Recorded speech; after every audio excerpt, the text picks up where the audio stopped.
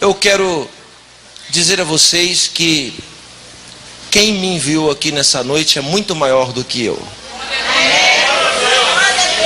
E o anjo de Deus, que Deus designou para me guardar nesses 11 anos, pregando todo dia, já em 28 países do mundo, esse anjo está aqui comigo para me ajudar a cumprir essa missão. Porque eu vim para esta casa de oração com uma missão. Toda vez que Deus envia um profeta a um lugar, esse profeta nunca chega de mãos vazias. Ele sempre traz algo da parte de Deus para quem está precisando. Eu quero perguntar, tem alguém aqui nessa noite precisando de algo da parte de Deus? Guarde bem essa palavra-chave que eu vou lhe dizer. E eu vim trazer isso da parte de Deus para a sua vida. Por isso eu serei muito preciso, cortante, eficaz nessa missão que Deus me deu. A palavra-chave é provisão. O Senhor me disse: desce a Belo Horizonte, porque eu ouvi o clamor do meu povo. E eu quero entregar para eles uma resposta. Deus me enviou aqui para responder às suas perguntas, para tirar as suas dúvidas. Ainda bem que você não me conhece, porque só assim será provado que é o próprio Deus falando contigo. Eu trago uma providência, uma provisão da parte de Deus para entregar para aqueles que vieram buscar e estão precisando dessa providência aqui nessa noite. Vamos ler um texto sagrado em Mateus capítulo 17, verso 24 até o verso 27. Quem encontrou, diga glória a Deus. E tendo eles chegado a Cafarnaum, dirigiram-se a Pedro, os que cobravam o imposto das 2 dracmas, e perguntaram: não paga o vosso mestre as 2 dracmas? Sim, respondeu ele. E ao entrar Pedro em casa, Jesus lhe antecipou, dizendo: Simão, que te parece? De quem cobram impostos os reis da terra? Dos filhos ou dos estranhos? Então Pedro lhe respondeu: dos estranhos. E Jesus prosseguiu dizendo: logo, ausentes estão os filhos. Mas para que não vos escandalizemos, vai ao mar, toma o anzol e lança ao mar. E o primeiro peixe que fisgar, tira-o. E abrindo-lhe a sua boca, encontrarás um estáter. Toma-o e paga por mim e por ti. Feche os seus olhos. Bendito és tu, eterno nosso Deus, rei de todo o universo, sua palavra dura para sempre. Bendito seja o seu nome, e o seu reino jamais terá fim. Fale conosco nessa noite de forma clara, concisa e poderosa. Fala não o que nós queremos ouvir, mas fala o que nós precisamos ouvir. Nós abrimos o nosso coração e te pedimos: exorta, ensina e edifica. Que ninguém saia daqui do mesmo jeito que entrou, mas que saímos daqui diferentes. Nós queremos ouvir a tua voz. E já te agradecemos por essa bênção, em nome de Jesus, o teu Filho, para a sua honra e glória. Amém. Amém. Tudo que somos hoje, senhoras e senhores, é apenas o vestígio, o caco. Tudo que nós somos hoje é apenas o fragmento do que foi o primeiro homem em estado perfeito antes da queda. Poderíamos dizer que Adão, antes da queda, era um super-homem, dotado de superpoderes. Quando Adão peca, todo esse potencial, toda essa qualidade toda essa grandeza foi reduzido ao resquício e à sobra do que nós vivemos hoje.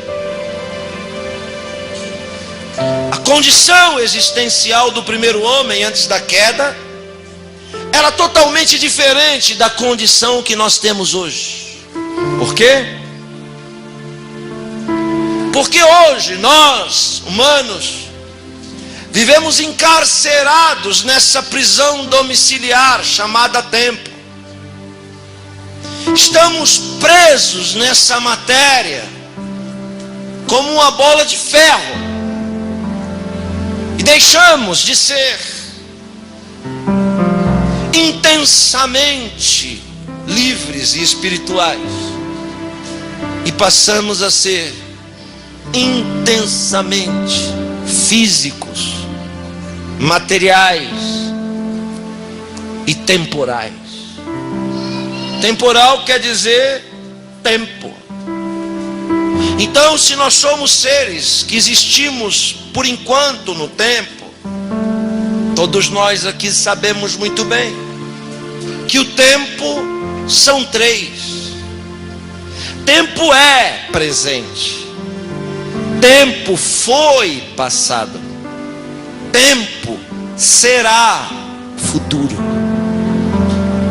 Então, se vivemos no tempo, vivemos nos três ângulos de visão. Ou seja, quando Satanás olha para mim e para você, ele nos vê no passado, como éramos. Os humanos, quando olham para mim e para você, nos vê no presente, como somos. Deus não. Deus nem nos vê como éramos, nem como somos. Deus nos vê como seremos, na estatura de varão e de varoa perfeita. A nossa existência resume-se no mundo físico que nós conhecemos. Ou seja, nós percebemos este nível de realidade que nós vivemos. Preste atenção nessa construção para daqui a pouco eu começar a pregar. Nós conhecemos este nível de realidade que nós vivemos através daquilo que eu chamo de portas de percepção e a ciência chama de sentidos. Nós percebemos essa realidade concreta através de 5 portas. A primeira chama-se visão, audição, tato, olfato e paladar. É assim que a gente percebe essa realidade. Se alguém tiver uma das 5 portas bloqueada, por exemplo, ser cego, ele não está vendo a realidade, mas ele percebe a realidade ouvindo, tocando, cheirando e sentindo o sabor. Ainda que 4 das 5 portas que possuímos estejam bloqueadas por uma apenas, a gente ainda percebe essa realidade. Mas essa realidade física que vivemos é apenas 1% da realidade absoluta. 99% da realidade absoluta é abstrata, é invisível. A gente não consegue tocar, a gente não consegue ouvir, a gente não consegue ver, porque essa realidade é espiritual.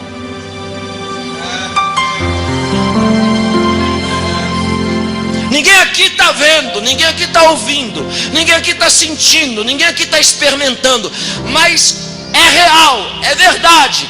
Existem anjos de Deus aqui no nosso meio, mas a gente está alienado, não está vendo.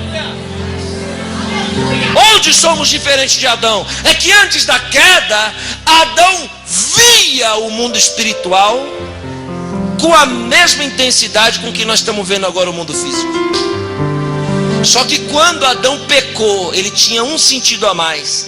Quando Adão pecou, Deus foi e bloqueou o sentido espiritual dele.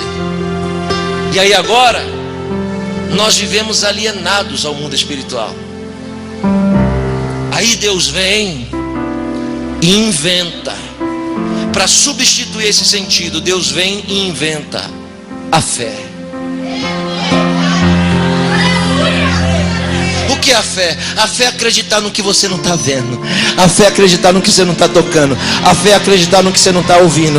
A fé é acreditar no que você não está sentindo. A fé é a substituição dos sentidos para perceber o mundo espiritual.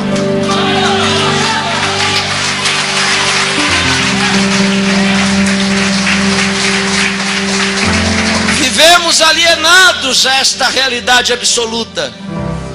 Mas como assim, pastor? Realidade se eu não estou vendo? Ué, não é porque a gente não vê que não é real. Não é porque a gente não ouve que não é real. É real, mas a gente não percebe. Porque nós estamos aqui, encarcerados nessa prisão material. A gente só vai perceber essa outra realidade quando a gente se desprender desse cárcere. Quem quer que eu pare, diga amém. Quem quer que eu continue, diga glória a Deus. Vou ficar com a maioria.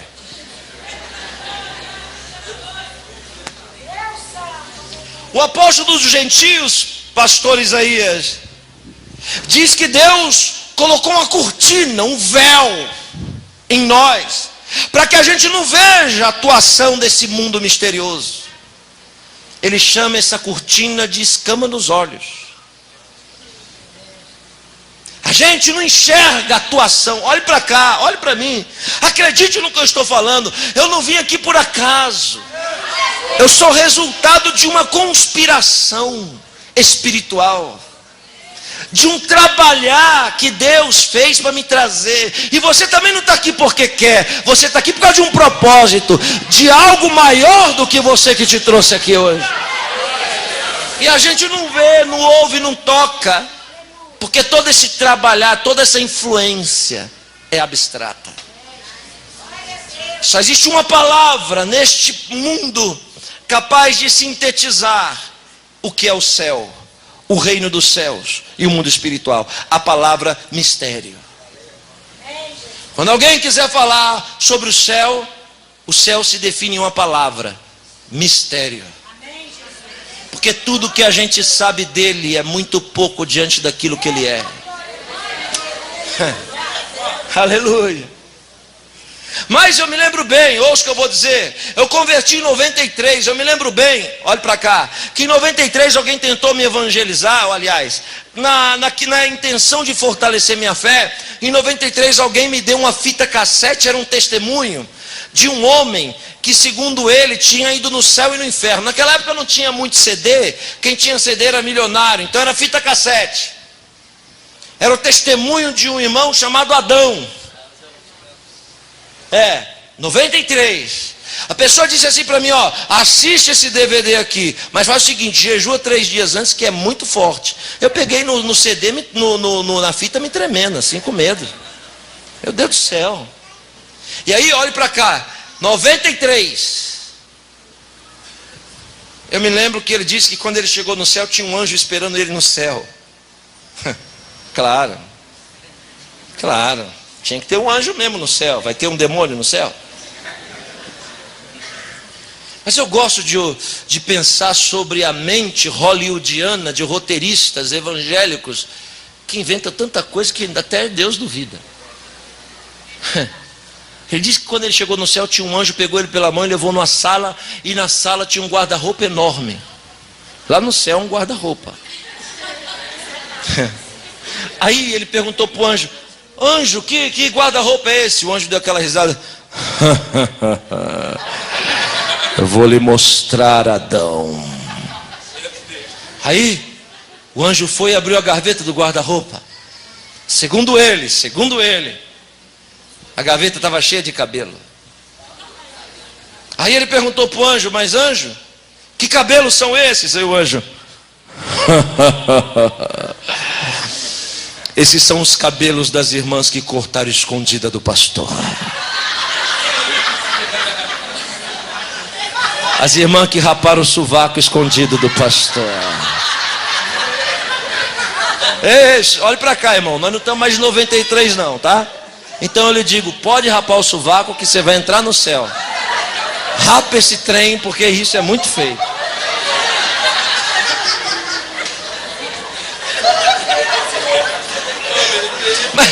Mas sabe, Túlio, eu estou dizendo isso porque, olhe para cá, porque naquela época, cortar cabelo era o maior pecado do mundo. Mas aí agora o céu mudou, porque agora pode, né? Eu não sei que céu é esse. Eu sei que eu cheguei em casa e chamei todo mundo e disse, pessoal, vem aqui, ó. O negócio é o seguinte, hein? Na hora que você tomar banho, toma cuidado com esses cabelos que caem no ralo, que tem um anjo aí que não tem o que fazer. Pega tudo e cagueta depois, hein? Fica pensando que durante muito tempo a gente acreditou nessas coisas. Isso não é céu. Eu prefiro ficar com a palavra do sábio que diz: o que os olhos humanos nunca viram e o que nunca subiu para o coração do homem é o que Deus tem preparado para aqueles que Ele ama. Nós, mortais, miseráveis, não temos capacidade intelectual para assimilar e entender o que é o céu.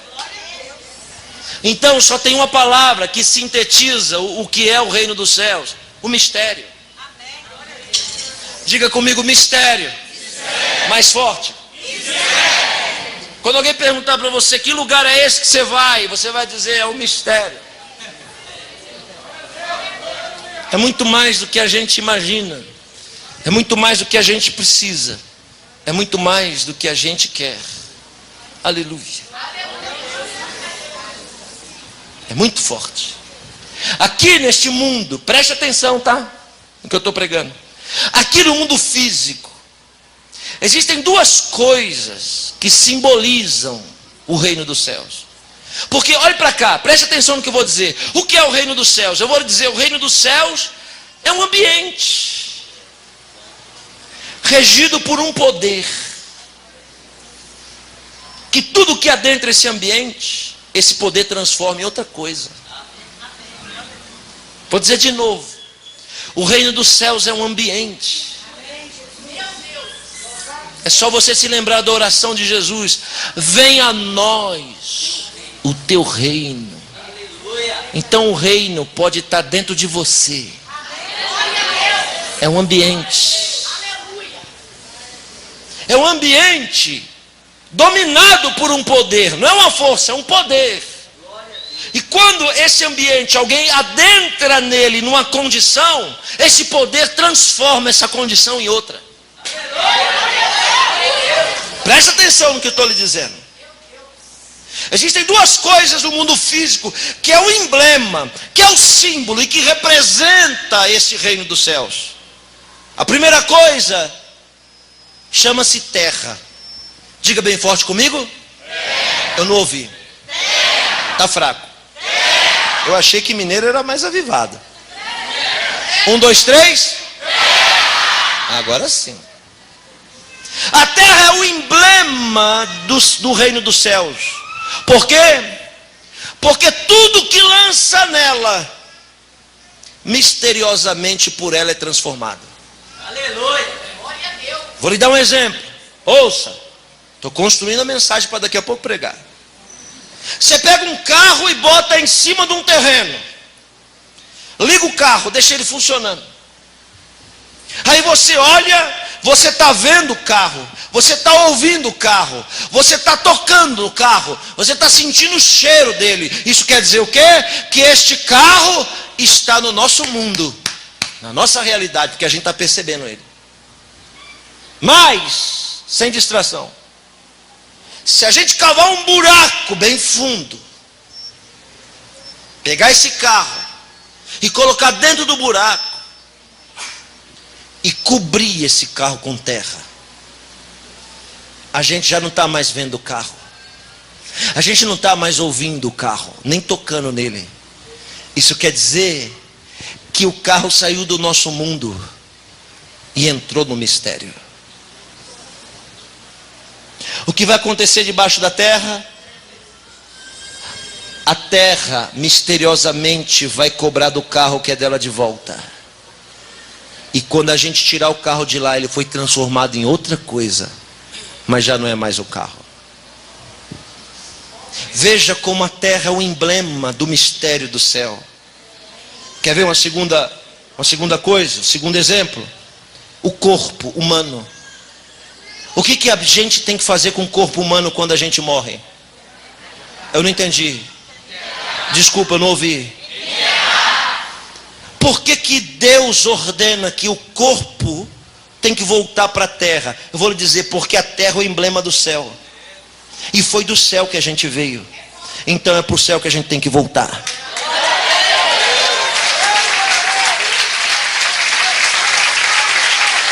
Redobre sua atenção. A Bíblia é clara e evidente em dizer que quando a gente morre, o corpo tem que ser colocado na terra. Se o corpo tem que ser colocado na terra, então por que tem crente que crema? Porque quem crema corpo é pagão, é hindu, é budista, é gente que não teme a palavra de Deus e não serve a Deus. Cremar corpo é um dos maiores pecados contra o templo do Espírito Santo. Por quê? Porque se a terra é o mistério de onde nós viemos, é para lá que a gente tem que voltar. Se a gente não volta para lá e crema, está querendo dizer que vai para o fogo do inferno. Ora, pegamos um corpo, embalsamamos ele, botamos aqui em cima. Todo dia a gente vai ver, todo dia a gente vai tocar. Está ali, ó, está ao nosso alcance, está no nosso mundo. Mas se a gente abrir a terra, botar o corpo lá dentro, misteriosamente, quando a gente tirar o corpo da terra, ele já não é mais a mesma coisa. Porque uma força misteriosa, um poder, transformou o corpo em outra coisa. Ninguém ouviu barulho, ninguém viu atuação. Porque o mundo espiritual trabalha em silêncio. Eu acho que tem irmão que não está entendendo o que eu estou pregando. Tem gente que entrou aqui nessa casa hoje achando que Deus não está trabalhando, achando que Deus não está fazendo nada. E Deus está mandando eu lhe dizer que Ele está trabalhando no mistério. Ele está trabalhando em silêncio. E quando você menos esperar, algo será transformado na sua vida poderosamente. Onde estão os irmãos que acreditam no que pregam nessa? Deixa eu lhe dar mais um exemplo. Uma semente na mão. Ó, a semente está na sua mão. Você está vendo, você está tocando, você está cheirando, você pode até comer. Mas se você abrir a terra, jogar a semente e cobrir, ela saiu do seu mundo e entrou no mistério. Amanhã você volta e olha. Quando você volta e olha, está do mesmo jeito. Semana que vem volta e olha, está do mesmo jeito. Mês que vem, dependendo da semente, volta e olha, está do mesmo jeito. E dependendo da semente, ano que vem, volta e olha, está do mesmo jeito. Parece que não mudou nada. Mas todos nós sabemos que lá embaixo da terra, a semente deixou de ser semente e virou raiz. Um poder deu uma ordem para a semente. E ela começa a se estruturar. Quando chegar o tempo determinado, ela aparece no mundo físico. Já não mais como uma semente, mas um poder que transformou ela numa árvore. Vou dizer de novo. Tem gente aqui no nosso meio que entregou algo na mão de Deus e voltou semana que vem e disse: ué, mas não aconteceu nada. Volta mês que vem e diz: Deus não está trabalhando, Deus não está fazendo nada. E tem pessoas lá na sua casa, lá no seu trabalho, que está dizendo: mas você vai para a igreja e não está vendo resultado nenhum. Deus está mandando eu lhe dizer que Ele está trabalhando no mistério. E na hora certa, aleluia, essa transformação vai aparecer na sua vida. Quem está entendendo, diga glória.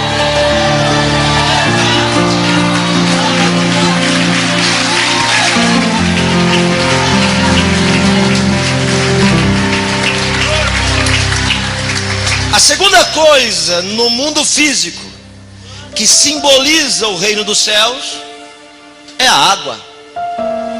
Diga bem forte comigo. Eu não ouvi. Desculpa. Por quê? Porque assim como a terra, a água é o emblema do reino dos céus. Você não entendeu o que eu disse? No Antigo Testamento, a água é o emblema do reino do céu. Por quê? Porque tudo que ela toca, ela transforma. No ritual do Antigo Testamento, o sacerdote chega com a mão suja, bota na água e a mão fica limpa. Transformou. Porque a água é o símbolo do reino. Por isso que o batismo é na água. Porque a pessoa vem de um jeito, e quando ela mergulha no reino do céu. Quando ela sai uma nova criatura. Por isso que Jesus diz: quem crê em mim, como diz as Escrituras, fluirão de dentro de si rios de água viva. Porque a água é a transformação do reino. Quem quer que eu pare, diga amém.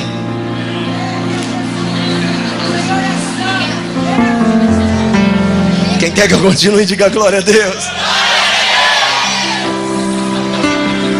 Eu faço isso para ver quem está prestando atenção. Olhe para cá, sem movimento. A mesma regra da terra segue para a água. Se você pegar um carro e jogar dentro da água, se você pegar um corpo e jogar dentro da água, a água transforma tudo. Ainda que demore, mas ela transforma. A água tem o poder de transformar grão de areia em pérolas preciosas. Não entendeu o que eu disse? Grão de areia que ninguém dava nada, e que quando entrou aqui, Jesus transformou em pérolas preciosas para o seu reino.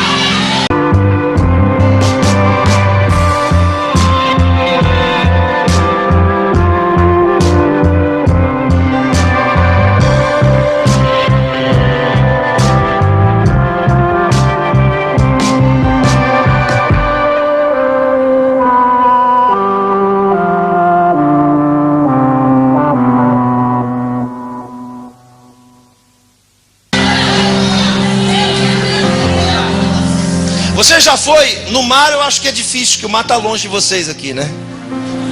Mas já foi num rio, numa lagoa, em algum lugar de barco? Quando você entra no barco, veja, eu estou dizendo que a água é o reino do céu, é o emblema.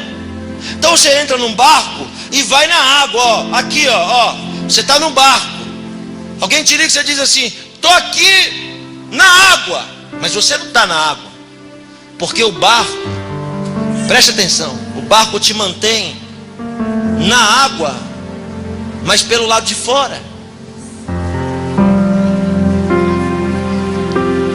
Tem muita gente que está na igreja, mas está no reino dos céus pelo lado de fora. Por quê? Porque se o reino é água, tem muita gente na igreja que não sabe o que é o reino dos céus, porque não foi transformado ainda. Você só vai saber o que é transformação quando você pular desse barco da indecisão e mergulhar no profundo desse mistério. Deus está te dando a ordem: eu vou agir, eu vou transformar, mas você tem que descer desse muro, desce desse barco e mergulha profundo nesse mistério.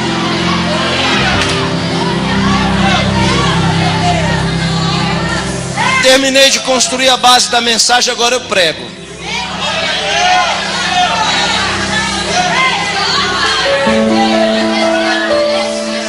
(26% do Novo Testamento está fora de ordem cronológica, fora de ordem dos acontecimentos. 26%. E estamos diante de um texto fora de ordem, porque esse acontecimento de Mateus 17, ele tem que estar antes da multiplicação de pães e peixes. Então Jesus vai multiplicar pães e peixes, antes ele tem que passar pelo capítulo 17 do Evangelho de Mateus. O que isso quer dizer? Olhe para cá. Isso quer dizer que Jesus vai multiplicar pães e peixes lá, mas ele está ali. E para ele multiplicar pães e peixes lá, ele tem que sair dali para ir para lá. Mas antes de sair daí para ir para lá, ele tem que passar por aqui. Esse por aqui, a Bíblia chama de Cafarnaum. No caminho de Jesus. Ó, ele está aqui, ele precisa fazer um milagre lá, multiplicar pães e peixes lá. Neste caminho, para ele chegar lá, tem uma cidade chamada Cafarnaum. Tenha paciência com o que vou falar rápido. Cafarnaum existe até hoje. Hoje é uma vila, é um sítio arqueológico.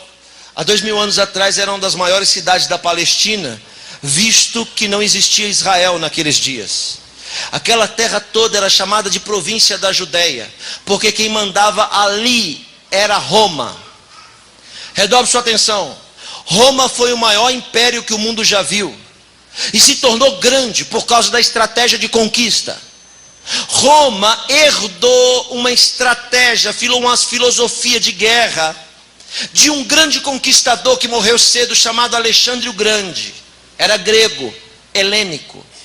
Antes de Alexandre o Grande, redobre sua atenção, antes de Alexandre o Grande, todos os grandes impérios que o mundo viu, os persas, os medo-persas, os caldeus, todos esses impérios, quando eles invadiam uma cidade, um povo, sabe o que eles faziam? Eles queimavam tudo, eles destruíam os prédios, eles estrupavam as mulheres, eles matavam os valentes, roubavam o ouro, acabava com o povo, extinguia o povo, e várias nações deixaram de existir por causa desse tipo de conquista.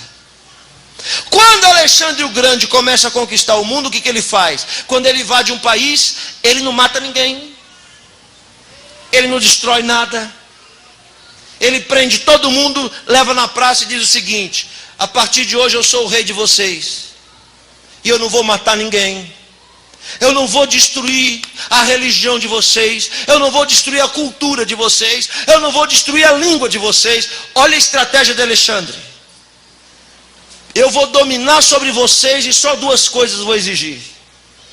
Primeiro, que vocês aprendam a falar grego, que é a minha língua. E segundo, já que eu não vou destruir nada, vocês vão ter que pagar impostos. Os romanos herdaram dos gregos essa estratégia. E todo o país que Roma dominava, eles obrigavam a falar latim e a pagar imposto. E como que era pago os impostos? Veja só a estrutura social que eu estou lhe dando para você entender. Os impostos eram cobrados de acordo com a pessoa. Na entrada da cidade, conforme a importância dela. Quem está me ouvindo? Diga glória a Deus. Quem é que cobrava esse imposto? Já que os romanos não conheciam os moradores da cidade. Sabe o que os romanos faziam? Iam na cidade e procuravam a pessoa mais influente da cidade. O judeu que sabia da vida de todo mundo, Nelson Rubens. Quem é a pessoa que conhece todo mundo aqui? Fulano. Aí os romanos vinham, pegavam o fulano e diziam o seguinte: você vai trabalhar para nós. Porque como você conhece o povo, você sabe quem que é rico, você sabe quem que é pobre. E aí você declara o imposto na hora que você olha. O nome desses cobradores de impostos eram publicanos. Publicanos era para judeu pior do que prostituta, pior do que bandido, porque o publicano é um judeu que cobra o imposto dos irmãos para dar para os ímpios de Roma. Eram odiados. Então o publicano fica na porta da cidade olhando as pessoas. Opa, aquele ali é o Marcos Borges, aquele ali tem dinheiro, hein? Vamos cobrar mais dele. Ah, aquele ali é o Túlio, hein? Ah, aquilo tem muito, vamos cobrar mais dele. Aí quando chegava o Yosef, ele dizia: aquilo é um lascado, vamos cobrar pouquinho dele. Era assim que se cobrava os impostos. Preste atenção, estou construindo. Na entrada da cidade tinha uma porta chamada alfândega. E você só poderia passar se essa porta se abrisse para você passar. A Bíblia diz que Jesus está com um discípulo. Mas ele não tem só um. Quantos discípulos Jesus tem? Eu não ouvi, desculpa. Eu não ouvi, desculpa. 12. Mas só tem um com Jesus naquela ocasião. Então existem duas opções para uma única resposta, Isaías. Ou os outros 11 estão na frente ou ficaram para trás. Mas se não estão juntos, só tem um motivo. Talvez porque não estão preparados para ter aquela experiência com Deus. Eu vou dizer de novo, que eu acho que os irmãos estão pensando na morte da bezerra. Eu vou lhe dizer, tem gente que entrou aqui sem entender por que algumas pessoas desapareceram da sua vida. Era tanta gente ao seu redor e hoje parece que diminuiu o número, né? Mas eu vou lhe dizer uma coisa, foi Deus que fez isso, porque essas pessoas não estão preparadas para estar com você na experiência que Deus vai te dar. Alguém está entendendo o que eu estou falando ou não? Ainda que fique só um do seu lado, já vai ser suficiente para você viver o sobrenatural. Por que Pedro está com Jesus? Porque o Império Romano que mandava, o Império Romano obrigava o pregador itinerante. Olhe para cá, Jesus não era pastor de igreja, viu? Jesus era itinerante. Fica metendo pau itinerante para ver o que vai dar, viu? Os itinerantes são protegidos de Jesus. Olha o Túlio, verdade. Olha para mim. O Império Romano obrigava, pastor Marcos, o itinerante, a ter dois tipos de pessoas com ele para ele ser legalizado. Primeiro, ele tinha que ter um tesoureiro. Jesus escolheu o tesoureiro, Yehudá, Judas. E ele tinha que ter um segurança armado. Não que Jesus precisava de um segurança, mas era obrigação do governo. Quem me entende, diga amém. Jesus escolheu Pedro para ser o segurança. Mas Pedro era ruim de espada, viu, irmãos? Porque em vez de cortar o pescoço de Malco, ele errou e cortou foi a orelha. A segurança pior que tinha era Pedro. Ora, preste atenção, só está Pedro e Jesus. Pedro vai na frente. Quando ele vai chegando, olha, a mensagem vai entrar agora. Quando ele vai chegando na porta, a porta está fechada, não dá para passar. E aí Pedro olha, o publicano olha e diz: epa, você eu sei quem é, hein? Você é Simão, Pedro. Você é segurança de Jesus, né? Você anda com ele, né? Ah, então agora quer passar? Tá bom, eu que vou determinar o que você tem que fazer. Vai ter que pagar 2 dracmas para você e 2 dracmas para Jesus, senão não vai passar.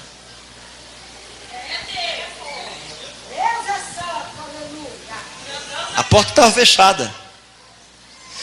E se Jesus chega lá e fala assim, ó, pode abrir a cancela que eu vou passar, porque eu sou dono de tudo, ele poderia fazer isso. Mas se ele fizesse isso, a gente não ia estar aqui hoje.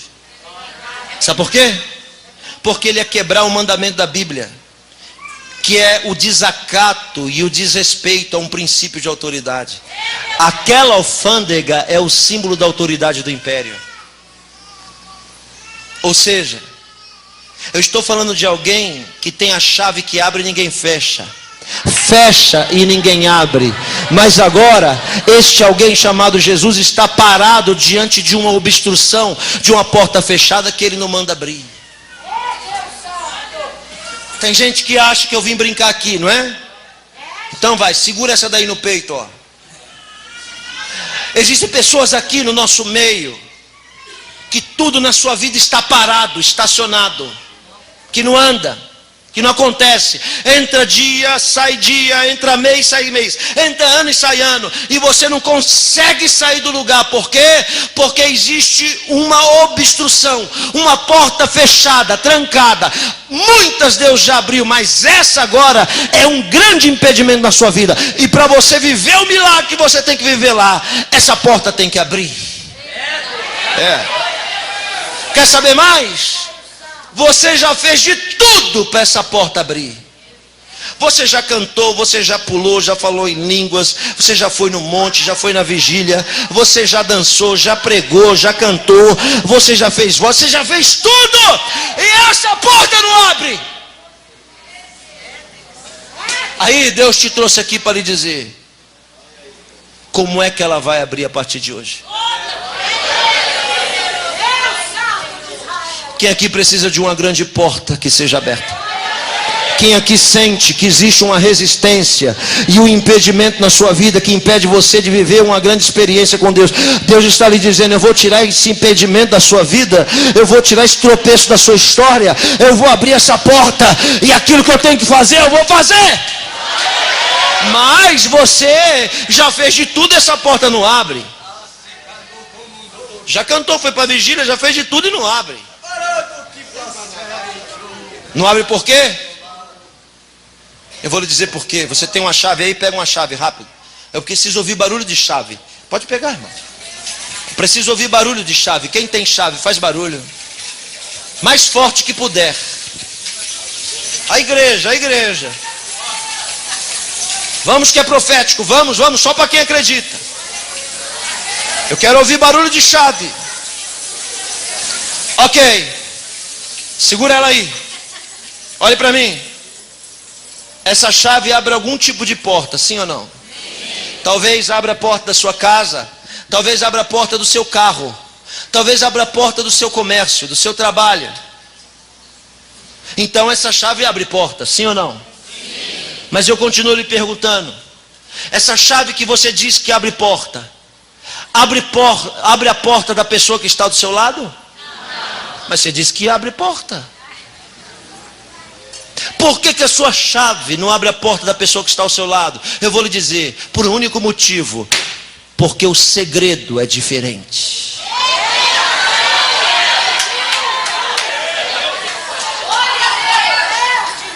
O segredo é diferente. Por que essa porta que me refiro não abriu? Porque você orou, jejuou, que você foi no monte, fez vigília, ela não abriu. Porque o segredo é diferente. Porque o jejum é um segredo, porque a oração é um segredo, porque a vigília é um segredo, porque o monte é um segredo, porque o voto é um segredo. Mas todos esses segredos não conseguiram abrir essa porta. Hoje Deus te trouxe aqui, porque hoje Ele vai te revelar qual é o segredo que vai abrir essa porta. Esse é o último impedimento, essa é a última barreira que vai cair por terra na sua vida hoje. O cobrador de impostos olha e diz: 4 dracmas. E Pedro olha para ele e diz: já sei que você não tem. E eu, conjecturando, digo que Pedro deve olhar para o cobrador dizendo: espera aí que eu vou ali e já volto, tá? Só um minuto. Pedro vai até Jesus e diz o seguinte: Jesus, ouça com atenção, hein? O negócio é o seguinte: tem uma porta fechada no nosso caminho e não tem como ela se abrir. Eu já vou logo abrir no jogo, ó. São 4 dracmas e eu estou mais liso. Eu não tenho. Ó, estou conjecturando para você entender. Pedro deve olhar para Jesus e dizer assim: Jesus, eu não tenho. O Senhor tem? E eu acho que Jesus olha para Pedro e responde: eu tenho. Só não está aqui comigo.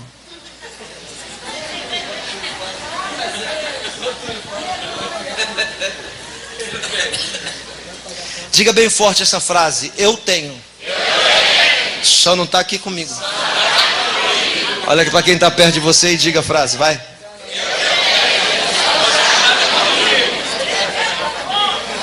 Levante uma mão e recebe o que eu vou lhe dizer.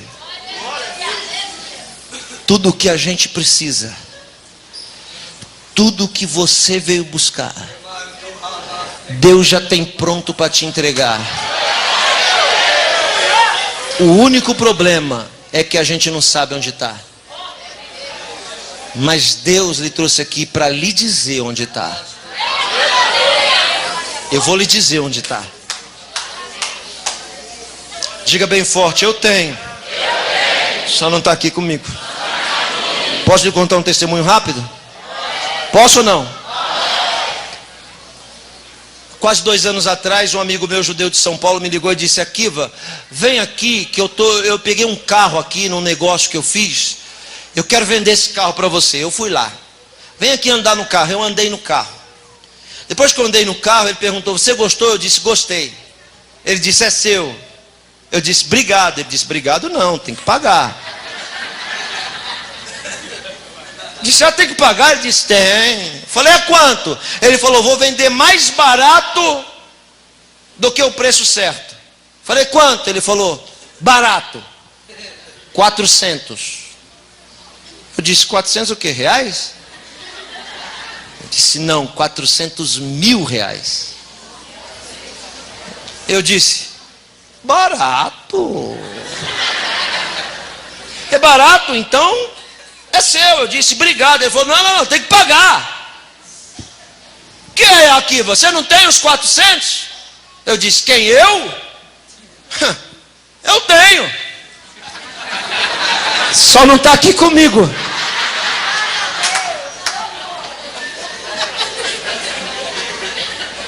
Ele disse: como não está aí com você? Falei: então, é porque eu preciso de um tempo para procurar. Ele disse: um tempo? Eu disse: é. Ele disse: quanto tempo? Eu disse: ó, se você me der 10 meses eu acho. E o outro era judeu, malandro, disse: entendi, você quer pagar em 10 de 40, né? Eu disse: é. Ele disse: o carro é seu. Irmãos, já paguei, já até vendi o carro. Se eu tivesse os 400 no bolso, aqui que eu comprava um carro. Comprava apartamento, fazia outra coisa. Mas eu aprendi nessa experiência que quem tem fé acredita que tem todas as coisas. Só precisa saber onde elas estão.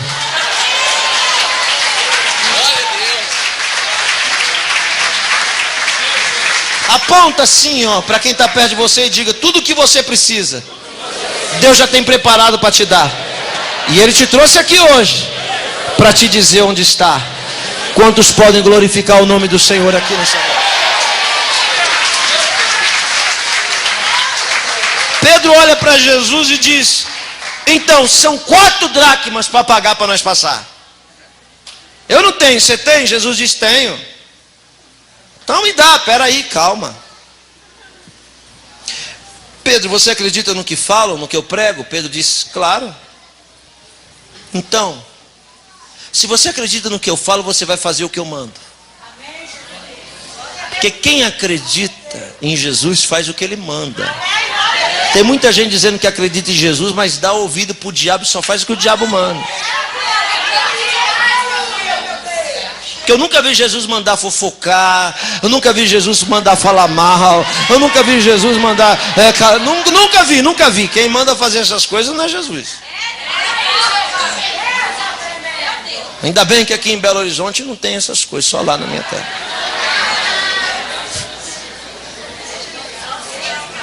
Oh, Jesus olhou para Pedro e disse: então, já que você acredita no que eu falo, ouvi dizer que você é pescador, né, Pedro? E Pedro deve dizer para Jesus: mas já bateu a cabeça, mestre? Está com amnésia? O senhor me chamou, eu estava costurando rede? Eu não sou pescador não, eu sou tataraneto. Sou bisneto. Meu avô era pescador, meu pai era pescador, eu sou pescador, meu filho vai ser pescador, meu neto vai ser pescador, meu bisneto vai ser pescador, meu tataraneto vai ser pescador. Jesus já está falando com um pescador profissional. Todas as melhores redes que tem em Cafarnaum é nossa. Todos os barcos de pesca é nosso. Nós somos os melhores pescadores. E outra coisa, hein? Vou lhe dizer: ninguém joga tarrafa melhor do que eu. Eu vou lhe dizer, Jesus, eu nunca peguei de um peixe, eu só pego de monte. E Jesus deve rir com o canto da boca e dizer para Pedro: pois é, mas tem hora que muito peixe não resolve. Porque o que adianta ter um monte de peixe com a boca vazia na hora que você precisa de um apenas que resolva a sua causa? Deus tem dado algumas coisas para você com essa redezinha que você tem. Mas acredite no que eu vou lhe dizer: a maior vitória da sua vida não vai vir com essa rede que você usa. Vai vir com o anzol que Jesus vai pôr na sua mão hoje. Você acredita mesmo? Eu estou vendo que você acredita, pastor. Então, Jesus olhou para Pedro e disse: faz o seguinte, você acredita no que eu falo? Pega um anzol e uma vara e vai no mar. O primeiro peixe que você fisgar, não é o quarto ou quinto, é o primeiro peixe que você fisgar. Quando você fisgar o peixe, que você puxar ele, pode abrir a boca, que você vai encontrar um starter. Pega a moeda e paga para mim, para você, e a porta vai abrir e o milagre vai acontecer. Agora, olhe para cá, olhe para cá. Tem que acreditar demais, né? Você imagina Pedro descendo na praia com um anzol nas costas, nunca pescou de anzol. E os amigos dele veem ele e dizem: aê, Pedrão! Depois que começou a andar com Jesus, quebrou, né? Quem te viu, hein, Pedrão? Quem te vê, hein? Quem te viu com toda a glória de rede na mão, agora está começando do zero com o anzol? Recebe aí o que eu vou lhe dizer. Tem muita gente perto de você que não acredita no Jesus que você serve. E eles estão falando muita coisa na sua cabeça. O meu Senhor que me enviou aqui está mandando eu lhe dizer isso. Não dê ouvido para quem não entende o meu trabalhar. Não se preocupe com quem está questionando e não está entendendo, porque o que eu vou fazer na sua vida, vou deixar todos eles de boca aberta sem entender nada. Todos eles de boca aberta sem entender nada.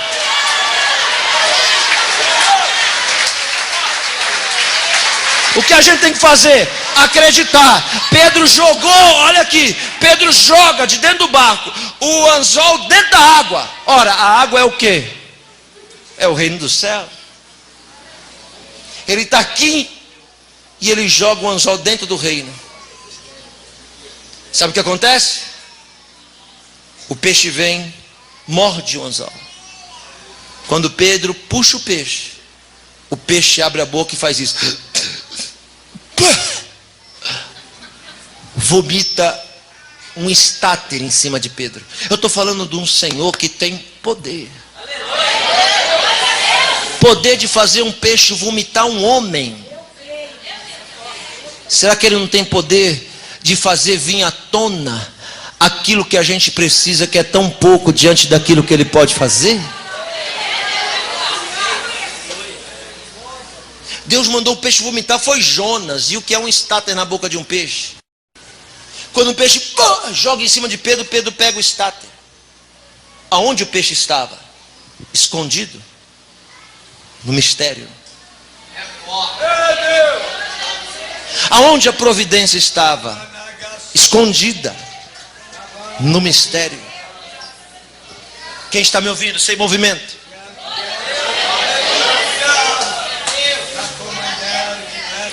Levante as suas duas mãos. Estou sentindo a presença do Senhor aqui. O Senhor manda eu lhe dizer que o peixe já está nadando debaixo do seu barco. Você não está vendo, você não está ouvindo, você não está sentindo.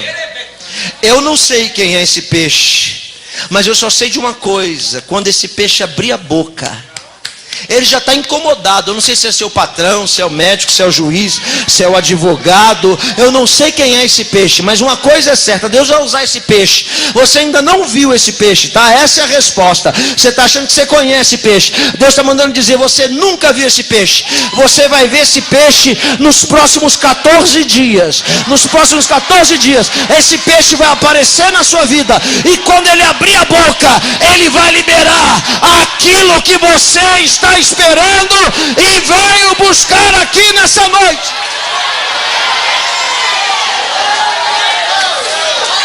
Vou deixar claro: esse peixe nem crente é.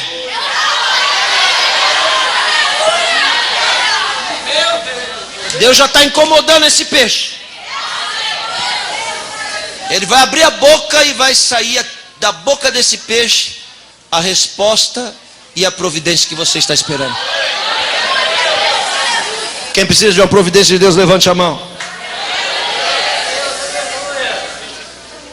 Pedro pega o estáter, mas eles precisam de 4 dracmas. E o peixe vomita um estáter. Resolve o problema ou não? Resolve. Resolve porque um estáter vale 5 dracmas. Não entenderam, né? Resolve o problema de Pedro, resolve o problema de Jesus, e ainda sobra de troco. Não, acho que eles não estão entendendo. Você não está entendendo o que eu estou pregando. Eu estou dizendo que a providência que Deus está mandando para você vai resolver o seu problema, o problema de quem anda com você e vive com você, e ainda vai sobrar para esfregar na cara desse publicano, murmurador, cobrador de imposto. Onde estão os irmãos que entendem o que eu estou pregando aqui? Amante corre la banastar. Oh, oh, oh, oh, oh, oh.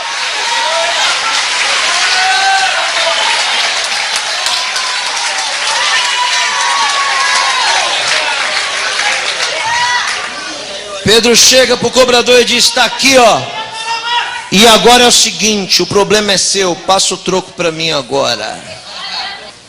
O milagre não é pagar o imposto para abrir a porta. O milagre é a sobra. Por que o milagre é a sobra? Porque lá na frente, o milagre não é multiplicar pães. O milagre é sobrar 12 cestos.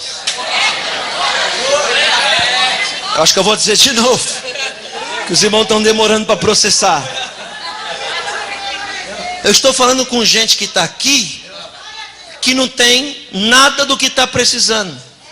E Jesus está lhe dizendo: uma porta só que eu vou abrir, eu vou resolver todos os seus problemas, das pessoas que você ama, e ainda vai sobrar para esfregar na cara do diabo.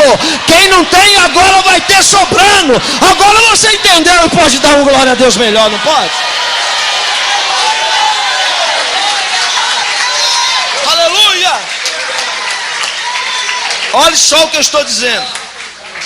Eles pagam o imposto, a porta abre, o impedimento cai por terra, eles passam e vive o milagre, acontece o milagre. E agora acabou a mensagem. Pronto, já preguei.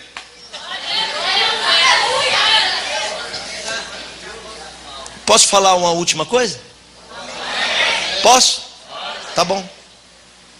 A pergunta é: como é que uma moeda vai cair na boca de um peixe no fundo do mar?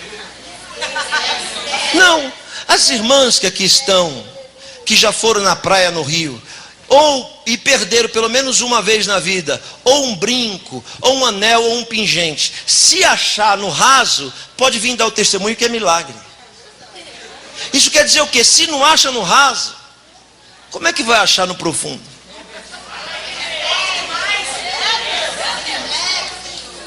Quem foi que jogou essa moeda lá, visto que quem vive no reino não precisa das coisas desse mundo?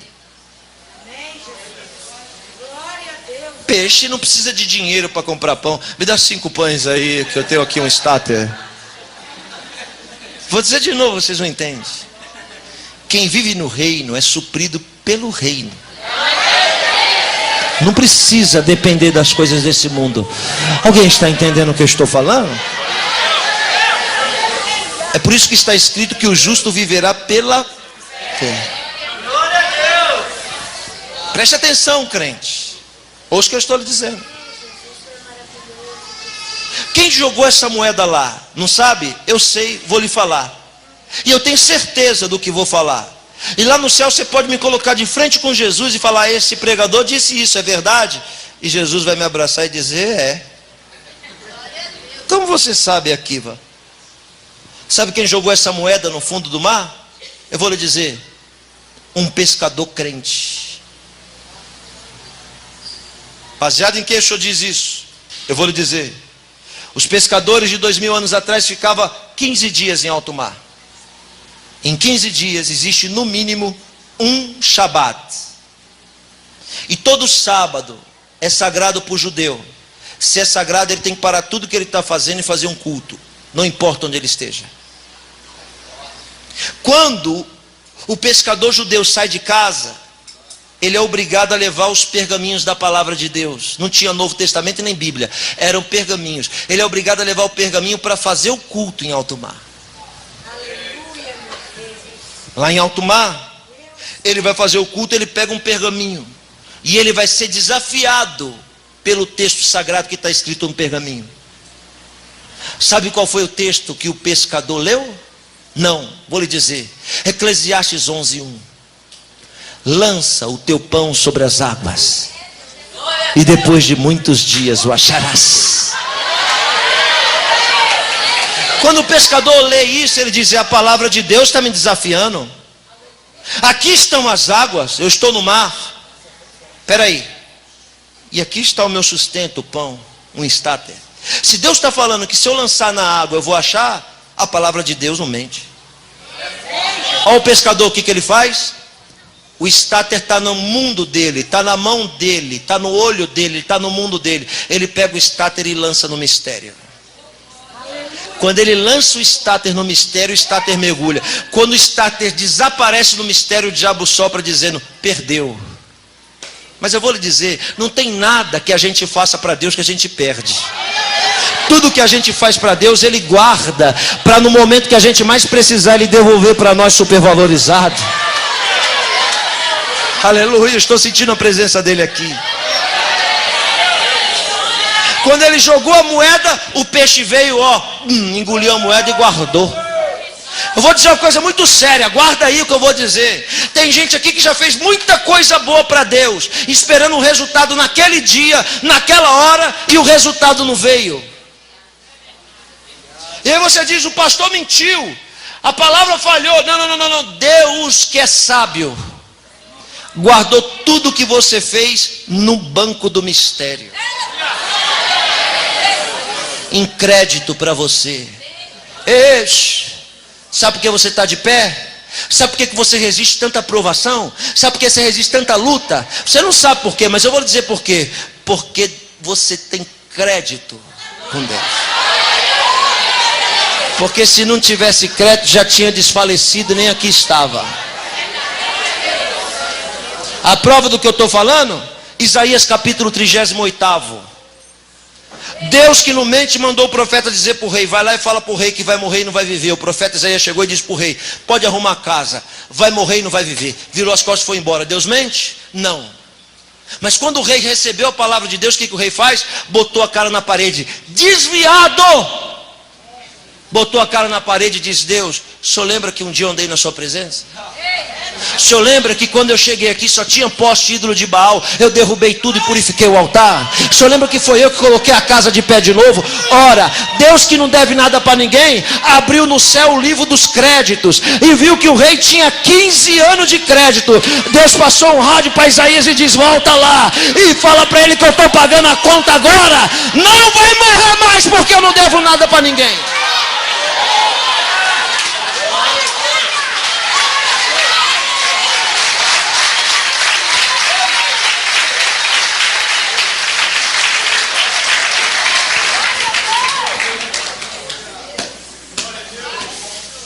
Salomão escreveu Eclesiastes 11:1. Estou perto de terminar, preste atenção. Quando ele diz: lança o seu pão sobre as águas, depois de muitos dias o achará, está falando do segredo da maior potência do mundo antigo, chamado Egito. O Egito tem 92% do território areia, deserto. E eu lhe pergunto: como pode um país que tem 92% do território de areia vender comida para o mundo inteiro, se não tem terra para plantar? Eu vou lhe dizer por quê. A única terra que dá para plantar no Egito são as margens do Nilo. 2 quilômetros de margem de cada lado durante toda a extensão. É a única terra que planta. O que os egípcios fazem? Redobre sua atenção. Quando o rio dá seca, os egípcios sabem que nenhuma seca dura para sempre. Que nenhuma prova, que nenhuma humilhação, que nenhuma lágrima, que nenhuma tristeza, que nenhuma depressão, que nenhuma angústia, que nenhum complexo de inferioridade dura para sempre. É mentira do diabo que está dizendo que isso vai durar para sempre. Os egípcios fazem o quê? Na prova, na seca, eles adubam a terra. Aí é que está a diferença. A gente na prova fica murmurando, reclamando, falando mal, falando um monte de besteira, blasfemando, ao invés de adubar a terra e se preparar para o dia da enchente. Eles adubam a terra dos dois lados, Marco Túlio. E quando o rio dá enchente, ele invade as terras adubadas. O que os egípcios fazem? Pega a semente e joga na água, no mistério. A semente sai da mão deles e vai no mistério. A água vai e semeia em todas as terras adubadas. Quando o rio volta para o leito sem enchente, 2 quilômetros de cada lado, toda espécie de árvore frutífera. Posso lhe contar um testemunho ou não? Eu converti em 93. Mas acredite, eu só entrei numa igreja em 95. Eu sou o único na história da minha família que acredita que Jesus é o Salvador. Eu fiquei 2 anos cultuando escondido O meu culto, redobre sua atenção, demorava 15 minutos por semana, era só de sábado. O nome do meu culto era Sabadão Sertanejo. Naquela época, 93, o Brasil inteiro parava para assistir o Sabadão Sertanejo para ver os grandes sucessos. Eu me lembro de alguns deles. Tinha um que era assim, ó. E se de dia a gente briga, à noite a gente... Aí, ó, viu? Aí tem um irmão lá atrás fazendo cara feia. Eu acho que o irmão já virou anjo. Porque chorou tanto, bebeu tanta cachaça ouvindo isso e agora está aqui dando de santa. Tinha outro grande sucesso que eu lembro bem, era assim, ó. Num anjo. Isso era uma depressão terrível, irmão. Mas olha para cá, eu confesso para vocês que eu não parava para ver nem Leonardo, nem Chitãozinho Chororó. Eu parava para ver um gigante que entrava para cantar 15 minutos. Ele cantava em 5 e pregava em 10. Eu confesso para vocês, a música não me atraía, mas quando ele pregava, 10 minutos por semana era a comida que eu comia e me sustentava. Tem crente que vem para a igreja todo dia e só vive vazio, murmurando e reclamando e chorando. Aquele gigante pregava, Deus tem uma obra na sua vida, tá, no meio de um monte de dançarina seminua, todo mundo rindo dele, ele pregando, 93. E eu me lembro até hoje, um dia que ele falou assim: Gugu, eu vou fazer um negócio aqui que ninguém vai entender. E ele falando, profetizando, ele olhou para a câmera e disse assim: vem cá, câmera, põe a minha mão aí na câmera. Você que está assistindo agora, onde você estiver, eu quero lhe oferecer Jesus. Eu não estou te oferecendo uma religião, eu estou te oferecendo uma experiência. Quer aceitar Jesus como teu Salvador? Põe a tua mão com a minha mão na televisão e eu vou orar por você. E eu vou lhe dizer, em 93 eu tinha 20 anos, eu fui arrastando, botei a mão na televisão, aceitei Jesus e nunca desviei. Estou até hoje na presença dele aqui, ó. 9:3. Grave bem o que eu vou lhe dizer. Quando chegou 2004, eu tinha 1 ano de ministério. 2004 eu tinha 1 ano de ministério. 11 anos depois da minha conversão, olhe para cá. Eu estou pregando numa igreja mais ou menos desse tamanho, e no final a mulher me procurou e disse assim: pastor, dá para o senhor orar pelo meu irmão? Eu disse: dá, claro. Dá foto aí o nome. Não é foto não, ele está aqui. E eu até achei interessante porque ele não pede oração para ninguém, é muito inteligente. E ele sentiu no coração de senhor orar por ele. Dá para o senhor orar? Eu disse: dá. Me pegou pela mão e me levou na cadeira. Quando eu cheguei lá, quem era? Era o gigante. Irmão, meu coração começou a bater aqui, ó. Só eu sabia. Fiquei olhando para ele, ele olhou para mim com a mesma cara da televisão de 11 anos atrás. Estou falando do Nelson Ned, tá? Ele fechou o olho e disse assim: pregador, Deus tem uma obra na sua vida, viu? Deus vai te levar nos 4 cantos deste mundo. E começou a profetizar para mim. E eu quieto assim, olhando para ele. Ele olhou e falou: ó, nunca pedi para ninguém orar, eu quero que você ore por mim. Pode orar? Eu calado fui, me ajoelhei diante dele e disse: não. Quem vai orar por mim é o Senhor. Oh, rapaz, você está de brincadeira? Não estou entendendo. Eu olhei para ele e disse assim: você sabe quem eu sou? Ele disse: claro que eu sei, você é o pregador que pregou aí. Eu disse: não sou não. Você é quem? Eu disse: eu sou o pão que o Senhor lançou sobre as águas.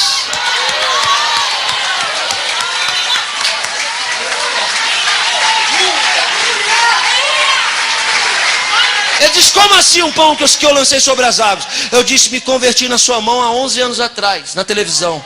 Irmãos, esse homem começou a ficar vermelho e chorar, e começou a chamar os filhos, tudo, a família toda. Vem cá todo mundo. Botou todo mundo perto assim, e falou assim: pregador, conta aí para eles. Eu comecei a contar para os parentes, e os parentes com o olhão arregalado. Ele se levantou e botou o dedo na cara de cada um e disse: e agora?